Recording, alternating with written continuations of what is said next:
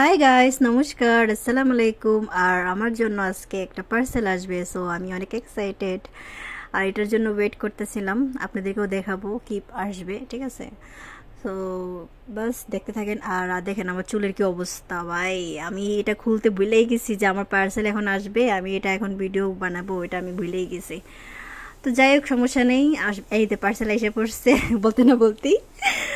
তো দেখাচ্ছি এটা কি আসছে, দেখতে থাকেন। আর এটা হচ্ছে ব্ল্যাক কালার একটা শাড়ি। আর এই শাড়িটা এত সুন্দর, এত সুন্দর, আমার দেখে খুব ভালো লাগছিল। তো শাড়িটা হচ্ছে এম্বোটারি, ঠিক আছে? অনেক এম্বোটারি দেখবেন যে উইঠা উইঠা থাকে।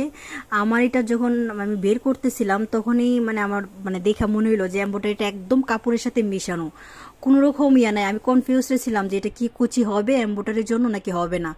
তো আমি হাতে নিয়ে বুঝে ফেলেছি যে এটা না, এটা কুচি হবে, কারণ কি এম্বোটারিটা উইঠা উইঠা মাসে এরকম কিছু না, একদম কাপড়ের সাথে মেশানো, ঠিক আছে, একদম ফিনিশিং। তো আমার কাছে খুব ভালো লাগছে। আর যারা ব্ল্যাক লাভার তাদের জন্য এই শাড়িটা বেস্ট হবে, একদম বেস্ট হবে। কারণ কি আমার অনেক দিন ইচ্ছা ছিল আমি একটা ব্ল্যাক শাড়ি নিব, তো ফাইনালি আমি ব্ল্যাক শাড়ি অর্ডার করছি আর মনের মতনই পাইছি একদম।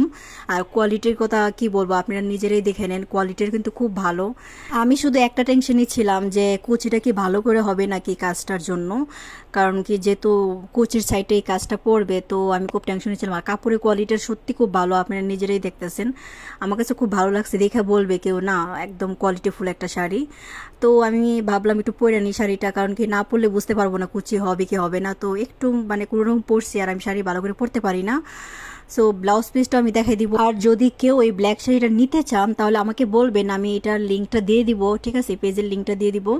খুব ভালো লাগছে, আমার কাছে সত্যি খুব ভালো লাগছে। আমি ভালো লাগছে বলে আমি এটা বলতেছি, না হলে বলতাম না। তো ব্লাউজ পিসটাও এরকম সেম কাপড়ের, শাড়ির কাপড়ে। আর যদি অন্য কিছু ডিটেলস জানতে চান তাহলে বলবেন। আজকের জন্য এটুকু, বাই বাই, টাটা।